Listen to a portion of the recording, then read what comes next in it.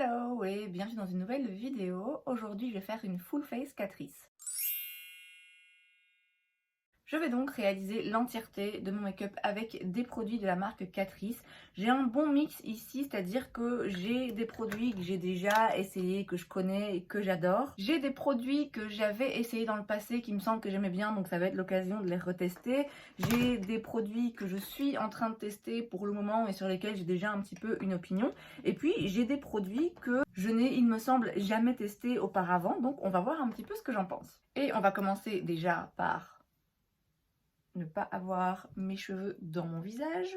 Et je vais donc commencer avec un de ces produits que j'ai jamais testé, en tout cas il me semble pas. C'est The Perfector Poreless Blur Primer. C'est donc un primer avec effet fini flouté, rend invisible les pores et très fin et prolonge la tenue du maquillage. Velvet Smooth pour un fini parfait, sans défaut et une peau soignée. Tolérance approuvée, blablabla.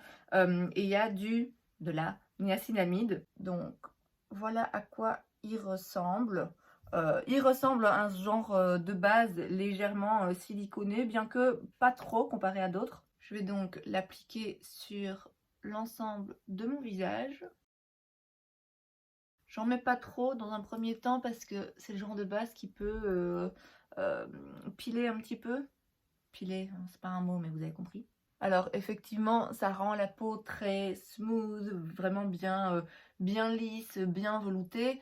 Maintenant le problème, hein, comme j'ai dit avec ces genres de base, c'est que parfois, même si c'est très agréable comme ça au toucher, finalement quand on vient rajouter un fond de teint, parfois c'est pas top. Donc on va voir. Je vais utiliser un fond de teint que je connais, enfin deux fonds de teint parce que je vais mixer deux teintes. C'est le True Skin Hydrating Foundation. J'ai la teinte 004 Neutral Porcelain et la teinte 046 Neutral Toffee. Celui-là, j'ai déjà utilisé pendant les vacances quand j'étais très bronzée. J'avais racheté celui-là qui est très clair pour pouvoir les mixer et arriver à avoir toujours ma teinte parfaite. Donc c'est un fond de teint que je connais déjà, hein, que j'avais déjà essayé il y a un moment, que j'aime vraiment beaucoup. Pour le coup, je suis pas entièrement d'accord avec la dénomination de ce fond de teint parce que pour moi, c'est pas forcément un fond de teint très hydratant. C'est pas un fond de teint qui est mat asséchant, c'est vrai, mais il n'est pas aussi hydratant que d'autres fonds de teint qui du coup sur moi bougent un petit peu. C'est vraiment un très bon produit et j'ai envie de vous dire que ça tombe bien que je le connaisse parce que comme ça je vais pouvoir voir s'il y a une réaction bizarre, que ça vient bien de la base et pas du fond de teint. Donc je vais les mélanger, faire ma petite popote et on se retrouve au moment de l'application.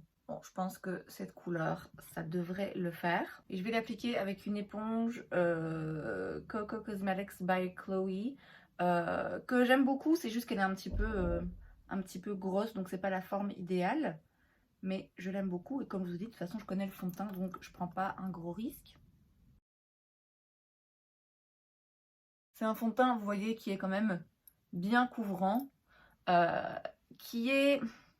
Je vous dis, il n'est pas mat et asséchant comme c'est le cas parfois pour ce genre de fond de teint un petit peu couvrant, mais il n'est pas non plus vraiment hydratant. En tout cas, moi je trouve pas. Souvent les fonds de teint qui sont trop...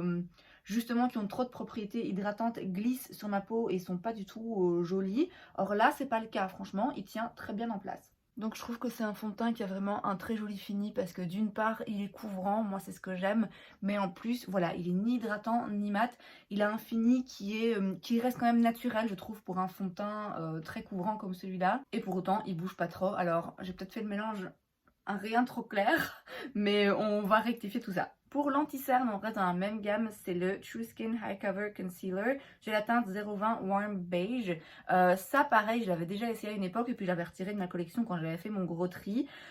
J'ai pour souvenir qu'il me plaisait sans être particulièrement couvrant, qui couvrait quand même ce qu'il fallait et qu'il avait un joli fini et une jolie longévité. Mais écoutez, on va retester ça ensemble. Ça va sûrement être un peu foncé du coup, vu que je me suis foirée dans mon mélange de fond de teint. Mais écoutez, c'est pas grave. Par contre, effectivement, il a l'air beaucoup plus foncé sur ma peau que dans le packaging. Donc il faudra peut-être à terme que j'en reprenne une teinte plus claire. Non, je pense que la teinte est correcte, c'est juste que là ça fait bizarre parce que mon fond de teint était beaucoup trop clair. J'aurais espéré qu'il s'oxyde, mais apparemment c'est pas le cas, vivement l'étape du bronzer. Sinon, en ce qui concerne l'anti-cerne, bah écoutez, c'est pas le plus couvrant, hein, de nouveau, mais il a l'air quand même de couvrir un minimum. Et puis surtout, je pense qu'il a l'air de tenir assez bien sans être non plus trop sec. Donc on va bien voir. Je vais de toute façon, les produits que j'utilise ici pour la première fois ou que je reteste, je vais continuer à les tester. Je vais pas pouvoir vous donner un avis définitif maintenant parce que des produits que je vais tester ensemble et que j'aurai besoin de tester avec d'autres produits de ma collection que je connais déjà. Puisque là, je vais utiliser de nouveau une poudre que je ne connais pas. Et là, je pense que je l'ai vraiment jamais testée non plus. C'est la All Matte Plus Shine Control Powder dans la teinte Banana Bright. Donc, je vais poudrer mon anti-cerne avec pour commencer. Donc je prends une petite houppette comme ceci. Je m'assure qu'il n'y ait pas de plis. Elle est assez invisible. Vu la couleur, je m'attendais en fait à ce que ça fasse... ça éclaircisse beaucoup. Mais en fait, non. Elle a l'air assez fine et floutante. Maintenant je vous dis, hein, c'est pas ce que je ferais d'habitude de tester pour la première fois, même si c'est un retest, un anti-cerne et une poudre ensemble, parce que du coup c'est difficile de savoir quel produit fait quoi. Mais par contre, j'ai l'impression qu'elle floute bien, qu'elle a un joli fini, assez matifiant en effet, à voir si ça tient dans la durée. Donc je vais aussi poudrer légèrement ma zone T. Et écoutez, oui, je trouve qu'elle a vraiment un joli fini. Je suis d'une blancheur cadavérique. On va rectifier ça. Je vais tester avec vous le bronzer. C'est le Holiday Skin Luminous Bronzer. Alors, ils disent lumineux, mais je vois pas de lumière là. Hein. Ça, pour moi, c'est pas lumineux. Alors, c'est pas... Ah, ça sent bon. Ça sent bon. C'est pas un fini mat complètement plat. Il y a un joli effet légèrement satiné, mais c'est légèrement satiné. Moi, pour moi, lumineux, ça brille, quoi. Là, c'est pas le cas. Maintenant, c'est vrai que au swatch, on reconnaît plus le côté un petit peu satiné que comme ça quand on regarde directement dans le pan. Donc, je prends un pinceau Sigma, c'est le F40, et je vais aller... c'est très poudreux. Je vais aller réchauffer mon teint. Ici, j'ai la teinte 020 Off to the Island. Ça a l'air pas mal foncé, mais écoutez, en même temps, là, il va bien falloir ça pour ramener un petit peu de vie dans mon teint. C'est bien pigmenté, mais ça s'estompe très bien. Ça se floute très bien dans le reste du teint. J'avais déjà testé, j'avais un bronzer de chez Catrice avant. Je sais plus comment il s'appelait. Il était un petit peu plus sec, il me semble qu'il était moins poudreux et moins pigmenté, mais de nouveau, il se fondait très bien dans le teint. Je pense pas avoir déjà, moins que j'oublie, mais il me semble pas avoir déjà testé un bronzer chez eux où je me suis dit non, c'est vraiment complètement merdique. J'ai vu récemment dans une vidéo, enfin récemment au moment où je vous filme, qu'ils avaient sorti un bronzer en crème, mais dans un compact. Je suis partagée entre l'envie de le tester parce que envie de tester à peu près tous les produits crème qui sortent sur le marché. Et en même temps, j'en ai déjà beaucoup de bronzers crémeux. Je ne sais pas si j'en ai besoin de plus, très franchement. Mais écoutez, on verra bien. Normalement, demain, je vais passer devant un Kruidvat. Donc, on verra si je suis capable de me retenir ou pas. Donc écoutez, le bronzer, je suis satisfaite. Il est pigmenté, hein. Franchement, il se voit, il n'y a pas besoin. Il y a parfois des bronzers comme ça où il faut vraiment insister. Là, il n'y a pas besoin d'insister. Pour autant, il s'est bien fondu dans le reste du teint. Bon, là, j'en ai mis un peu la dose parce que j'étais vraiment trop, trop blanche. Mais pour le moment, je suis assez satisfaite. Et comme j'ai dit, le fini est un rien satiné, mais c'est vraiment un rien. Pour le blush, maintenant, j'ai le Air Blush Matte que j'ai dans la teinte Peach Heaven. C'est la teinte que j'ai pourchassée tout l'été, que j'ai finalement trouvée je sais plus quand. Et puis quand je l'ai eu, j'ai attendu un peu avant de le tester parce que j'étais bronzée. Enfin bref. Là, ça fait 2-3 fois déjà que je l'utilise. Je l'aime beaucoup. Pareil, les blushs de chez Catrice, on avait déjà eu des blush box dans ce même format que j'avais beaucoup aimé. Ils ont une odeur... Ça me rappelle un truc de mon enfance, hein, je le dis à chaque fois. Je sais pas quoi, mais ça sent, moi je trouve, très bon. La couleur est très jolie, c'est un petit pêche comme ça, très discret. J'en ai un autre plus rosé qui est toujours dans mes réserves, qui attend. Et donc celui-ci, comme je vous l'ai dit, je l'ai déjà utilisé. J'étais en train de le tester. Et je sais déjà que c'est un blush que j'aime bien. Maintenant, est-ce que pour autant, il va se retrouver dans mes tops et dans des produits vraiment, oh mon Dieu, que j'adore et que je trouve absolument splendides? Je pense pas parce que en soi, voilà, c'est un blush. C'est un blush pêche. Il est très joli, il coûte pas cher. Donc c'est toujours bien, mais c'est pas c'est pas non plus un produit qui sort de l'ordinaire ou qui est différent d'un autre, c'est juste un blush qui est très bien fait, qui a une très jolie teinte, qui se travaille très bien, et bon, ma foi, c'est tout ce qu'on leur demande, hein. Mais voilà, ça s'arrête là. Ensuite, en highlighter, j'ai le More Than Glow Highlighter dans la teinte Ultimate Platinum Glaze. Celui-là, je l'avais avant dans une autre teinte un petit peu plus rosée et je l'ai racheté il y a un petit moment maintenant dans cette teinte un petit peu plus dorée. Et alors, c'est intense, hein, les gars. C'est clairement pas pour les timides. Voilà. Vous voyez, faut pas avoir envie de quelque chose de discret. Bon, après, comme tous les highlighters qui sont intenses, vous pouvez très bien le travailler avec différemment, de façon beaucoup plus soft, hein, si vous voulez. Il y a toujours moyen d'être un petit peu plus discret, mais alors, faut faire gaffe, quoi. Clairement, si vous utilisez cet highlighter, a priori, c'est parce que vous voulez un truc bien métallique, bien lumineux, bien voyant. Après, moi, je trouve personnellement qu'il est quand même très joli sur la peau. Alors, il va pas cacher les petites imperfections, hein, c'est pas ce que fait un highlighter, mais je trouve pas non plus qu'il les mette en valeur de façon horrible. Ou alors, j'aime tellement ce qui brille que je suis prête à passer au-dessus. Pour les sourcils, maintenant, j'ai un produit qui est nouveau, enfin qui est nouveau pour moi. C'est le 3D Brow Two Tone Pomade Waterproof. C'est donc une petite pommade à sourcils, une petite cire comme ceci. Je l'avais acheté il y a un moment déjà dans le but, quand je vous dis un moment, c'est il y a plus de 6 mois je crois, hein, dans le but de faire justement une vidéo full face de chez Catrice. Et ils ont des crayons hein, classiques à sourcils. Je m'étais dit bon allez prends un truc différent un petit peu pour changer. Ça fait très longtemps que j'ai pas utilisé un produit de ce genre. Aujourd'hui je le regrette un rien parce que je me dis ouais en vrai j'aurais préféré juste utiliser un crayon classique. Mais écoutez on va tester ça. J'ai pris la teinte medium to dark et en fait ouais je pense que une teinte plus claire aurait été mieux, mais écoutez, je vais utiliser la teinte la plus claire des deux, on va bien voir ce que ça donne. Je vais donc prendre un crayon de chez Anastasia Beverly Hills, c'est le numéro 12, donc c'est celui que j'utilisais pour la pommade de chez ABH. Et je prélève un petit peu de produit dans le pot, et ensuite je viens travailler un petit peu sur le dos de ma main, c'est comme ça que je faisais, pour qu'il y ait bien du produit sur le pinceau, qu'il n'y ait pas des endroits où vous avez un gros morceau de produit et d'autres où il n'y a rien, pour réchauffer aussi un petit peu la matière. Je coiffe vite fait mes sourcils et on va commencer le remplissage.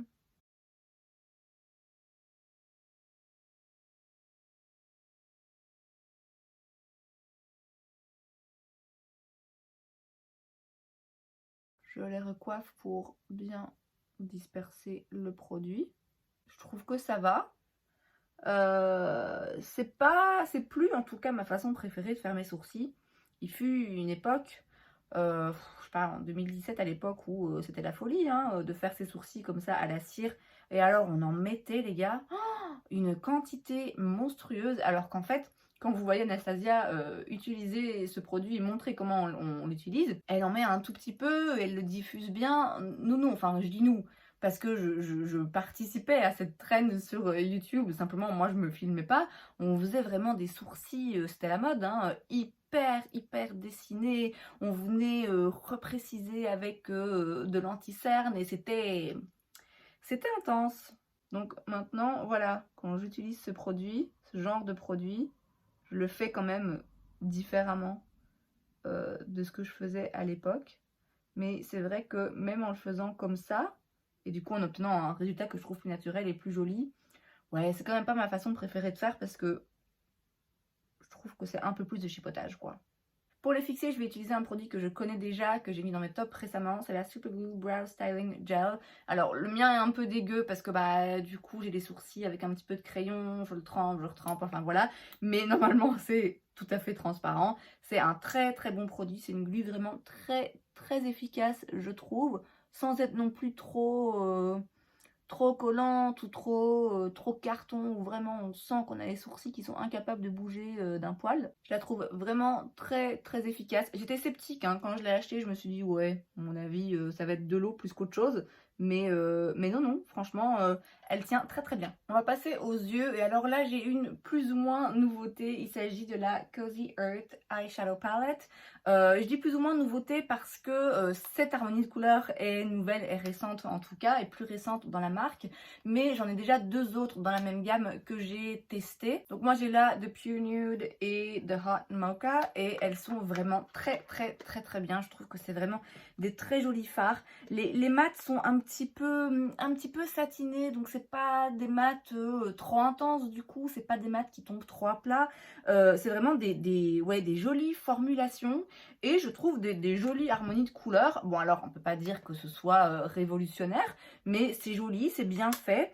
Et puis là, il y en a une avec un petit peu de kaki, donc je me suis dit que c'était l'occasion idéale pour la tester. J'en ai aussi une rose que j'ai pas encore testée, qui est toujours dans mes tiroirs de réserve, mais bon, aujourd'hui c'est clairement ça la vibe. On commence donc avec un pinceau Sephora et avec cette teinte ici qui est un beige clair, et que je vais venir mettre en dessous du sourcil. Ensuite, je prends un pinceau estompeur de chez NYX, c'est le numéro 32, et je vais venir prendre la teinte kaki juste là, et je vais venir la mettre dans le creux de paupière, et par la suite, je l'estompe vers le haut, et je l'étire aussi un petit peu vers l'extérieur. Donc là, on a un premier dépôt de couleur très subtil. Je vais venir prendre un pinceau un petit peu plus précis, c'est le M506 de chez Morphe, et je reste avec la même couleur, mais là je vais vraiment venir intensifier le creux de paupière et le coin externe. Je vais maintenant prendre cette teinte ici métallique, je la prends au doigt et je viens sur la plus grande partie de la paupière mobile. Je laisse juste un petit trou vers le coin interne et je recouvre pas tout à fait non plus le premier fard mat là que j'ai déposé. Je reprends le petit pinceau de chez Morphe pour juste ici venir estomper et retravailler les bords. Et maintenant avec un tout petit pinceau MAC, c'est le 228S, je vais venir prendre la teinte dorée claire juste là. Et vous voyez, il se prélève quand même vraiment pas mal au pinceau. Et là je viens ici vers le coin interne. J'en mets aussi en dessous, un tout petit peu, juste là, vers le coin de l'œil.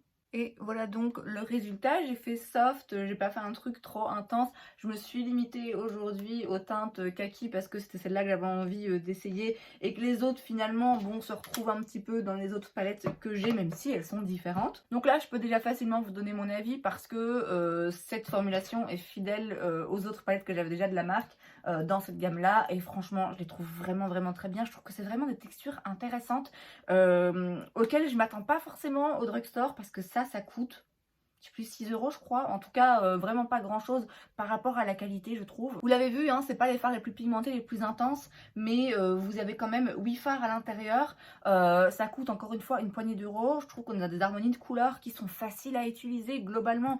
Vous voyez celles-ci, bon, elles sont pas excitantes ou particulièrement révolutionnaires, mais ça s'utilise très facilement. Elles sont vraiment bien faites, bien pensées. Donc c'est vraiment des palettes que je vous recommande, et celle-là également. Je vais maintenant tenter un liner de la marque, c'est le It's Easy Black Liner dans la teinte Blackest Black. C'est donc un liner avec un embout feutre. C'est pas forcément toujours mes préférés. Il me semble qu'ils ont beaucoup de liners différents. Je me rappelle, mais je sais plus si c'était pour cette marque ou pour Essence, être resté devant tous les liners à un moment et me dire je sais même pas par où commencer. Donc écoutez, j'ai commencé par celui-ci, on va bien voir. Je pense en effet qu'ils ont pas mal de liners différents. J'ai pas envie non plus de tous les tester pour vous dire lequel est le mieux. On va commencer avec celui-là.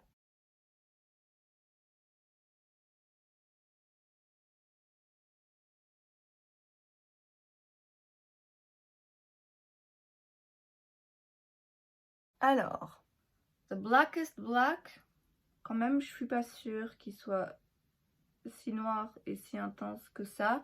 Après la bonne nouvelle c'est que du coup il dispense pas trop, il est pas trop intense quoi, il dispense pas trop de produits dans un premier temps, donc faut repasser, mais du coup, c'est peut-être plus facile à utiliser que quand vous avez un liner qui est direct hyper noir et oui, vous avez beaucoup de produits ou après, si vous vous trompez, c'est un peu plus compliqué à rectifier. Bon, sans surprise, c'est pas symétrique, ça l'est jamais. En plus, avec mes paupières tombantes là, bon, écoutez, hein, on va se concentrer sur ce que fait le liner et pas sur mes talents. Ouais. C'est pas très noir, c'est pas très intense, il faut définitivement repasser, mais l'avantage, comme j'ai dit, c'est que du coup, on a un petit peu plus un droit à l'erreur qu'on n'a pas avec des liners qui sont justement beaucoup plus intenses. Il n'est pas très liquide, de nouveau, ça peut être un plus, surtout si vous avez les paupières qui tombent et que vous avez peur de faire des taches. C'est pas mon préféré, mais c'est pas le pire non plus. Et je dois avouer que pour le coup, quand on débute, ou quand, comme moi, on n'a pas fait de liner depuis des mois et qu'on ne sait plus comment s'y prendre, c'est assez agréable d'avoir un liner où on sent que on va pas se louper et devoir tout recommencer. On a un petit peu, comme j'ai dit, le droit à l'erreur. Ensuite, j'ai le Kohl Kajal Waterproof dans la teinte Check Chic Black. C'est un crayon Kohl noir classique. Ça, je suis quasi persuadée que j'avais déjà avant. Je sais plus ce que j'en pensais. Je pense que j'en pensais ce que je vais sans doute en penser maintenant. C'est un crayon noir. C'est sûrement pas le plus longue tenue dans la muqueuse. C'est un crayon noir et encore une fois, il coûte sans doute de 3 €. Donc moi là aujourd'hui je le mets dans la muqueuse supérieure et j'essaie de m'assurer qu'il n'y ait pas de trou par rapport à la paupière là où j'ai mis le liner. Oui, comme je vous ai dit, je pense pas que ce sera mon crayon noir préféré, mais écoutez, là pour le moment il a marqué, il a un petit peu transpiré vers le bas, à voir s'il coule vraiment beaucoup ou pas, mais voilà, pour le moment ça fait un trait de crayon noir. Pour les mascaras, alors j'en ai deux, mais c'est un petit peu les mêmes.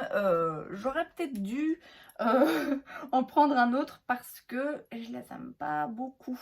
Alors c'est les Glam Doll, ici c'est la version Volume Waterproof et ici c'est la version Easy Wash Off. Alors la version Volume Waterproof, j'aime bien l'effet qu'il fait. La brosse est comme ceci, c'est pas mon genre de brosse préféré, mais le mascara est sympa. Par contre, waterproof, ouais, waterproof, mais aussi démaquillant proof. Vous voyez, c'est un petit peu compliqué à enlever. Et de l'autre côté, le Glam Doll Easy Wash Off. La brosse est légèrement différente, elle est un petit peu incurvée. J'aime assez ce genre de brosse.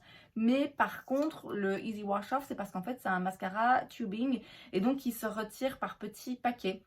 Et j'aime pas ça, j'aime pas ça, je l'ai testé il n'y a pas si longtemps que ça. Alors a priori l'idée est assez révolutionnaire parce que ça permet de retirer un mascara sans utiliser de démaquillant, juste un petit peu d'eau chaude et vous frottez vos cils et le mascara part tout seul. Et du coup ça permet aussi que le mascara tienne la journée, c'est pas un mascara qui coule, qui fait des yeux de panda. Ce que j'ai remarqué c'est que d'une part, parfois en journée j'ai du coup des petits morceaux qui tombent un petit peu, même si bon ça encore c'est pas trop grave. Mais surtout ouais j'aime pas cette façon de devoir frotter mes cils pour retirer les petits morceaux, je trouve pas ça très agréable. Donc écoutez, entre la peste et le choléra, je sais pas quel choisir, donc j'ai envie de vous dire on va faire un côté avec chaque et comme ça vous verrez un petit peu la différence, même si j'ai déjà fait une vidéo où justement je les comparais, ça va nous permettre de nous rafraîchir la mémoire. Donc je commence évidemment par recourber mes cils. Donc de ce côté, je vais mettre le Glam Doll Volume qui est waterproof. Donc ça, c'est le côté où ce soir, je vais devoir frotter, bien imbiber mes cils de démaquillant.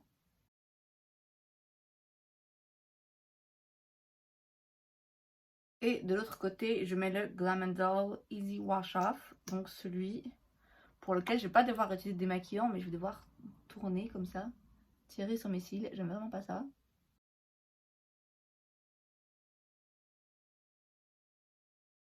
Donc voilà le résultat du mascara côte à côte. J'ai pas l'impression de voir une différence énorme. Peut-être effectivement un rien plus de volume de ce côté. Mais bon, après, vous voyez, il suffit aussi que j'ai fait un trend liner un tout petit peu plus épais de ce côté-là. Et ça peut donner l'illusion de plus de volume.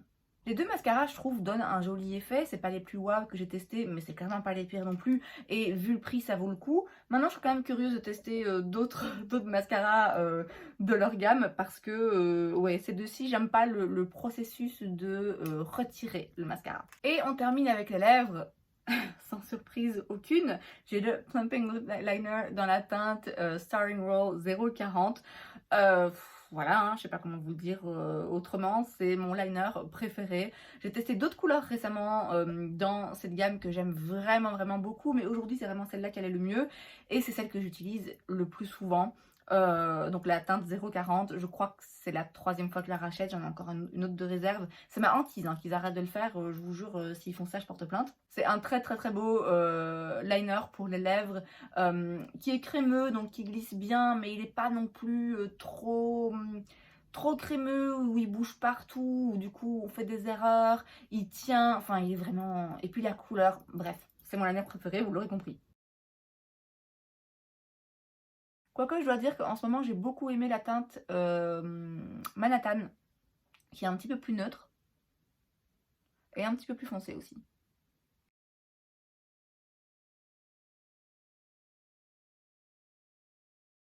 Comme autre produit pour les lèvres, j'ai le Full Satin Nude Lipstick dans la teinte 030 Full of Attitude. J'ai déjà eu pas mal de rouge à lèvres de chez Catrice que je pense que j'aimais assez bien. Donc là on est sur un fini satiné. Donc c'est un mat mais... Ouais, allez. Où il y a un rien de satiné dedans, mais c'est quand même plus un mat qu'un hydratant. C'est un nude, hein, sans surprise. Il goûte un vieux rouge à lèvres. Bref, la couleur est très jolie. Le fini, bon, c'est effectivement un petit peu plus mat et on sent hein, que c'est un petit peu sec quand même sur les lèvres. Et pour cette raison, je vais rajouter la Gloss and Glow Tinted Lip Oil que j'ai dans la teinte Glow for the Show. Je vais prendre sur mon doigt, comme ça je ne vais pas devoir nettoyer après l'embout. Donc ça c'est une huile à lèvres que j'étais en train de tester, que j'ai déjà utilisé 2-3 fois et que j'aime vraiment bien. Franchement, de nouveau, quand on connaît le prix des produits et quand on connaît le prix de certaines autres huiles à lèvres du marché, franchement, pour moi ça fait le taf. La texture est agréable, le goût est agréable, même si c'est accessoire. Ça n'est quand même pas tant que ça parce que si vous l'avez sur les lèvres toute la journée et que ça vous donne envie de gerber, c'est quand même pas ouf. Donc vraiment une chouette huile à lèvres de nouveau hein, pour une poignée d'euros comme à chaque fois dans cette marque. Et écoutez, c'en est tout du make-up. Je n'ai pas de spray. J'en ai eu un à une époque que j'aimais vraiment bien, qui était pas mal. De nouveau, hein, je m'en suis débarrassée dans mon gros tri là où je me suis débarrassée de beaucoup de mon make-up. Mais le spray n'avait rien de négatif. Je l'ai pas racheté parce que en soi j'en ai pas forcément besoin. Je mets pas du spray à chaque fois que je fais mon make-up non plus, c'est pas une étape indispensable dans ma routine. Donc écoutez, je vais m'arrêter là et c'en est donc tout pour cette full face de make-up Catrice. Donc vous l'aurez vu, il y a vraiment des produits dans la marque qui font partie de mes produits favoris, toutes marques confondues, même pas mes produits favoris au drugstore ou pas cher. Vraiment, il y a des produits, je pense notamment au liner pour les lèvres, qui ont pris vraiment la première place dans mon make-up. Il y a d'autres produits qui sont très bien, qui sortent pas particulièrement du lot d'après moi, mais qui sont très bien et qui encore une fois par rapport au prix en font des produits vraiment très intéressants. Il y a aussi parfois un peu de flop. Alors il n'y a rien aujourd'hui que j'ai testé où je me suis dit non ça va pas du tout. En même temps il y a des choses que j'ai testées pour la première fois et voilà j'attends un petit peu de voir. Mais j'ai connu des flops dans la marque récemment notamment. J'attends de retester un petit peu certains de ces produits et très vite je vais vous faire une vidéo où je vais vous parler de tous les produits Catrice que j'ai essayé, en tout cas ceux dont je me rappelle, ceux que j'ai encore en ma possession, et je vous ferai un petit peu un point sur la marque, sur les tops, les flops et aussi les bofs. Et c'est donc tout pour cette vidéo, j'espère que ça vous a plu. Si c'est le cas, n'hésitez pas à laisser un like. Vous pouvez aussi vous abonner à ma chaîne parce que c'est gratuit, donc pourquoi pas. Et moi je vous vois la prochaine fois. Bye.